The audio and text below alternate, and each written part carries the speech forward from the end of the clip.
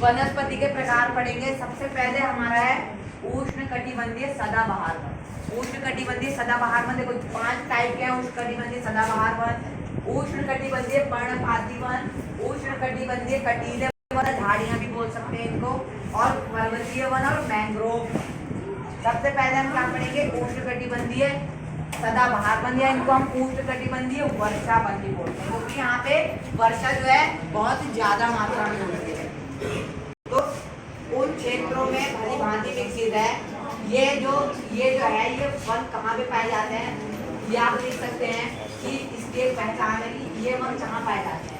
ये वन पाए जाते हैं उन क्षेत्रों में जहाँ पर 200 से अधिक वर्षा के साथ एक थोड़े समय के लिए शुष्क ऋतु पाई जाती है। शुष्क यानी कि गर्म, मतलब गर्म ऋतु पाई जाती है, शुष्क ऋतु बोलते हैं इसको। और बारिश क्या है? 200 सेंटीमीटर से ज्यादा। देखो 200 सेंटीमीटर से ज्यादा वर्षा और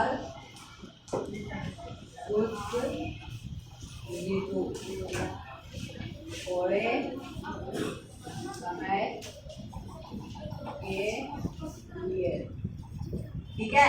ये इनकी पहचान है। यहाँ पे 200 सेंटीमीटर से ज्यादा बारिश होती है और यहाँ पे कुछ समय के लिए गर्म मौसम भी रहता है, ठीक है। और इन वनों में वृक्ष 60 मीटर या इससे अधिक ऊंचाई तक पहुंचते हैं। 60 मीटर बहुत ज्यादा होता है।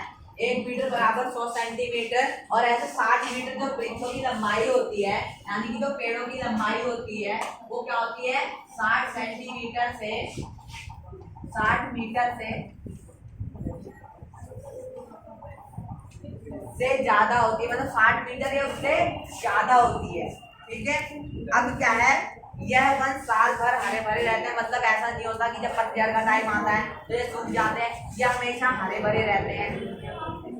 और इन वनों में पाए जाने वाले व्यापारिक महत्व के कुछ वृक्ष, व्यापारिक जो कि व्यापार के काम आते हैं, ट्रेड के मतलब हमारे काम आते हैं। जैसे अब मैं बता दूं कौन कौन से पेड़ हो गए वो वाले। तो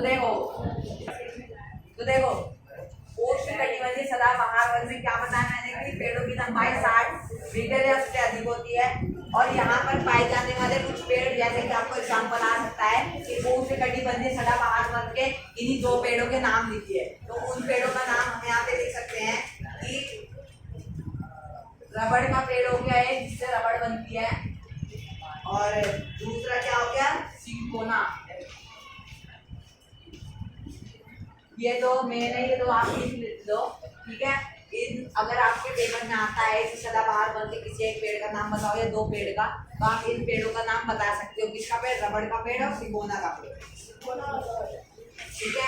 अब अगला पढ़ते हैं उष्णकटिबंधीय पर्णपाती वन। दूसरा है, पहला हमने पढ़ लिया, अब हम पढ़ेंगे दूसरा। इसमें क्या है? ये भारत में सबसे बड़े क्षेत्र में फैले हैं, मतलब भारत में जो भी वन है जितने भी, उनके सबसे बड़े क्षेत्र में फैले हुए हैं। और इन्हें मानसूनी वन भी कहा जाता है। मानसूनी वन भी कहा जाता है। ये उन क्षेत्रों में विस्तृत है। ये किस क्षेत्रों में पाए जाते हैं? जहाँ 70 सेंटीमीटर से 200 सेंटीमीटर के बीच में बारिश होती है। कहाँ पाए जाते हैं? जहाँ पे 70 सेंटीमीटर से 200 सेंटीमीटर के बीच में बारिश होती है। यहाँ हमने पढ़ा था कि 200 सेंटीमीटर से ज्यादा, और इसमें हमने क्या पढ़ा? जैसे 200 सेंटीमीटर के बीच में जहाँ बारिश होती है। और क्या है? इस प्रकार के वनों में वृक्ष जो होते हैं ना, वो कैसे होते हैं? शुष्क ग्रीष्म ऋतु में 6 से 8 सप्ताह।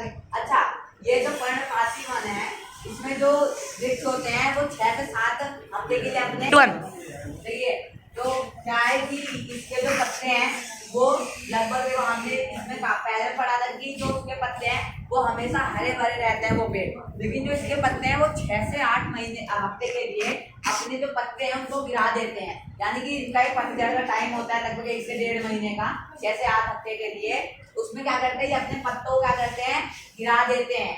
जो ये पेड़ होते हैं इस वन के, उष्णकटिबंधीय पर्णपाती वन के, ठीक है। अब आगे क्या है? इन वनों को आर्द्र तथा शुष्क पर्णपाती वनों में विभाजित किया गया है। आर्द्र या नम पर्णपाती वन उन क्षेत्रों में पाए जाते हैं ठीक है। इन क्षेत्रों में पाया जाता है जहां पर 100 से 200 सेंटीमीटर के बीच में वर्षा होती है। ठीक है, इनको दो में परिभाषित किया गया है। एक तो उष्ण पड़ दिया हमने जहाँ पे 70 से 200 सेंटीमीटर होती है। अब एक और है जहाँ पे 100 सेंटीमीटर से 200 सेंटीमीटर के बीच में बारिश होती है, उसको क्या कहेंगे, आर्द्र। दो पार्ट में है। अगला क्या है कि यहाँ के जो कुछ मुख्य वृक्ष हैं उनका नाम क्या है, एक तो है सागौन और एक हमारा क्या है, बांस। ठीक है, सागौन और बांस इनके दो मुख्य वो हैं। और भी कई उदाहरण है लेकिन आप दो लिख लीजिए, बहुत बहुत ही नफा है। शुष्क पर्णपाती वन उन क्षेत्रों में पाए जाते हैं जहां वर्षा 70 से 100 मैंने पढ़ा है, देखो सेम उष्णकटिबंधीय पर्णपाती वन और शुष्क पर्णपाती वन लगभग सेम ही है। जहाँ पे 70 से 100, यहाँ पे 200 है, बस उसमें जो है 70 से 100 सेंटीमीटर मतलब बारिश बहुत ज्यादा कम होती है। ठीक है, बीच होती है। और यहाँ की जो जो हमने भी पढ़ा कि जो शुष्क पर्णपाती वन है उसकी जो मुख्य फसलें हैं वो क्या है, पीपल है, जो कि लगभग दिल्ली में भी होता है, कई जगह होगा, और नीम के पेड़। ठीक है, ये जो यहाँ पे दो मुख्य वनस्पति जो है इनमें शुष्क पर्णपाती वन में उगाई जाती है। अब अगला है कटीले वन तथा झाड़ियाँ। हमने ये भी पढ़ लिया, ये भी पढ़ लिया, पढ़ेंगे उष्णकटिबंधीय कटीले वन तथा झाड़ियाँ। जिन क्षेत्रों में 70 सेंटीमीटर से कम वर्षा होती है वहां पर प्राकृतिक वनस्पति में कटीले वन तथा झाड़ियाँ पाई जाती है। अच्छा, जहां पर बहुत कम 70 सेंटीमीटर से भी कम 70 सेंटीमीटर से भी कम जहाँ पे बारिश होती है वहाँ क्या कटीली झाड़ियाँ पाई जाती हैं और उन्हें क्या कहते हैं, उष्णकटिबंधीय कटीले वन तथा झाड़ियाँ। उन्हीं क्षेत्र में होती है जहाँ पे 70 सेंटीमीटर से कम बारिश होती है।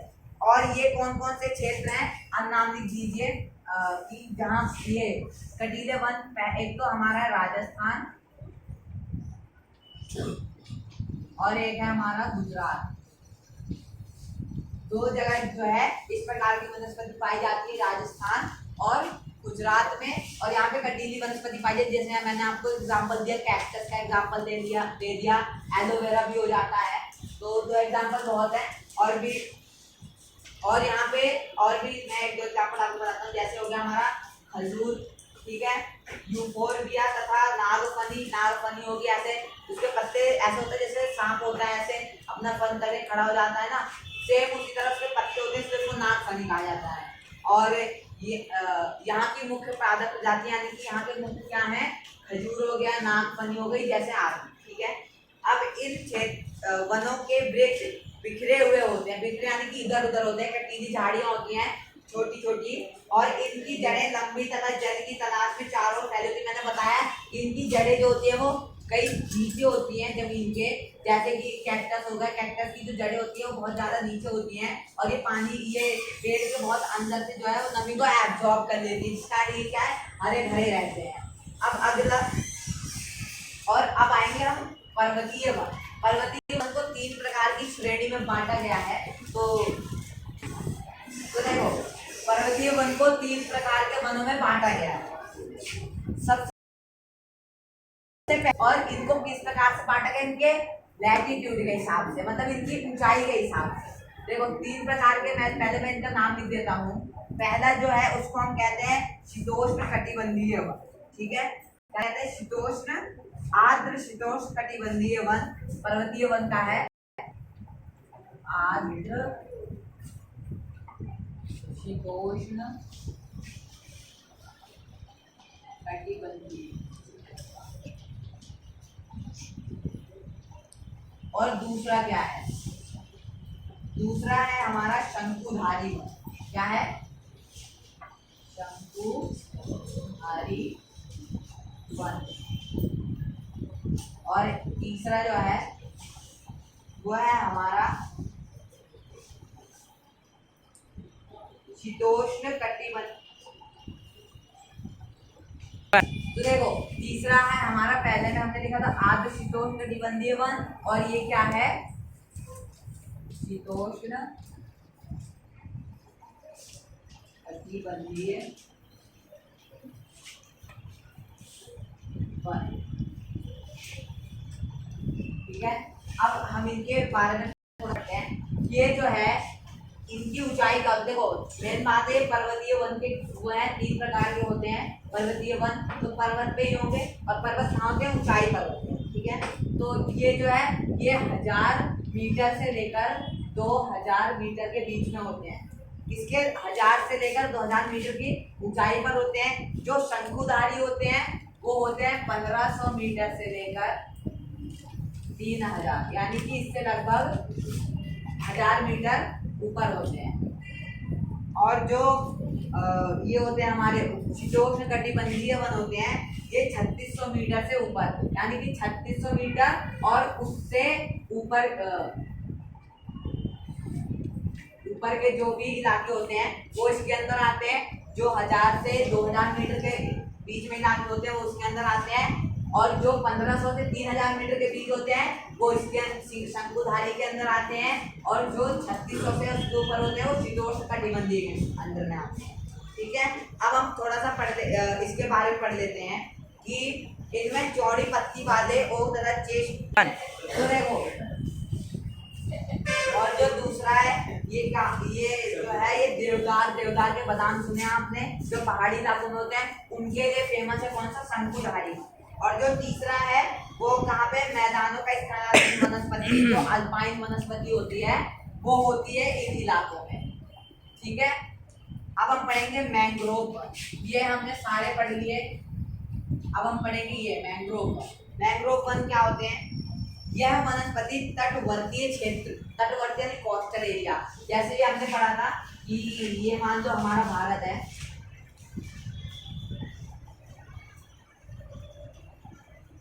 ठीक है, ये भारत है, तो ये जो नीचे का जो इतना एरिया है ना ये पूरा कोस्टल यानी कि तटीय क्षेत्र है, जो कि लगभग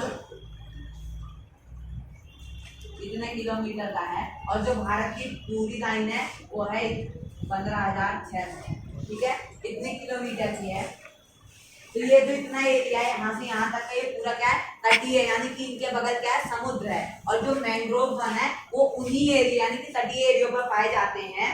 और यहाँ ज्वार भाटा सुना है आपने कि जो समुद्र में दिन में 2 या ज्यादा बार ऊंची ऊंची लहरें उठती है, जिनको क्या कहते हैं, ज्वार भाटा कहते हैं। ज्वार भाटा ये किस कारण होती है, रात को होती है चंद्रमा के कारण, जो चंद्रमा अपनी तरफ खींचता है और पृथ्वी अपनी तरफ बल लगाती है, ग्रेविटेशनल फोर्स होता है, उसके कारण ऊंची ऊंची लहरें उठती हैं 20 से 25 मीटर की, वो होते हैं। और दिन में जो सूर्य लगाता है बस ग्रेविटेशनल फोर्स और अर्थ लगाती है, उसके कारण होते हैं।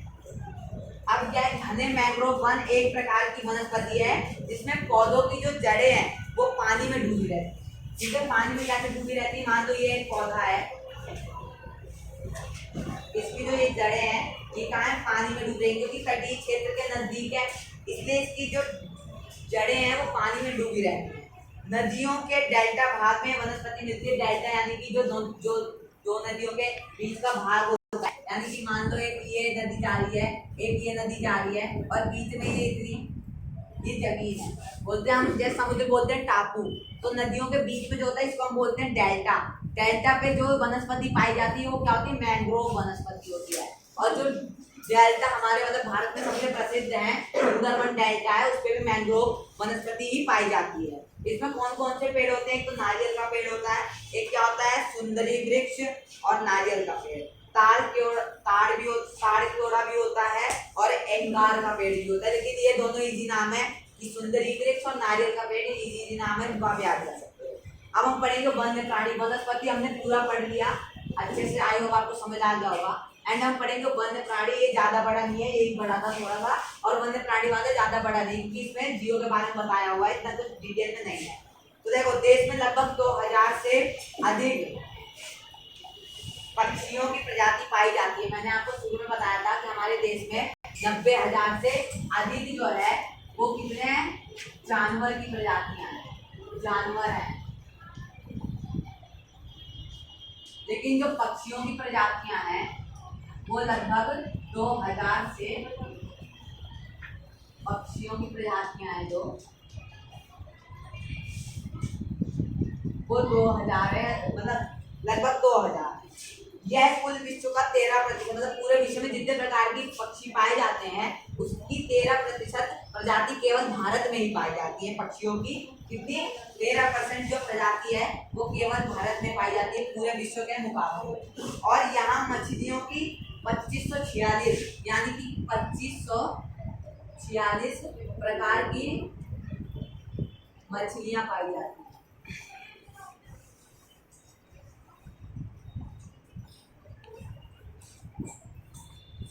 तो देखो प्रजातियां मैंने बताया पक्षियों की कितनी 2000 प्रजातियां और ये पूरे विश्व का लगभग 13% है।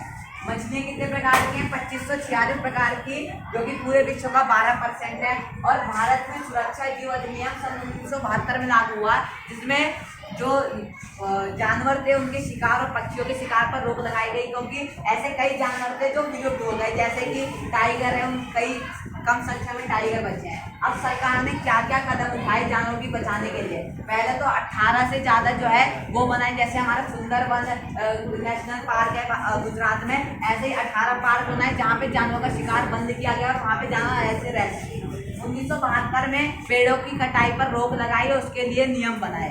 और क्या करा, शेर गैंडा जैसे जो जानवर थे जिनका शिकार भी ज़्यादा मात्रा में उन पर रोक लगाई। और 103 नेशनल पार्क और 535 वन्य प्राणी अभयारण्य और कई चिड़ियाघर राष्ट्र की स्थापना की।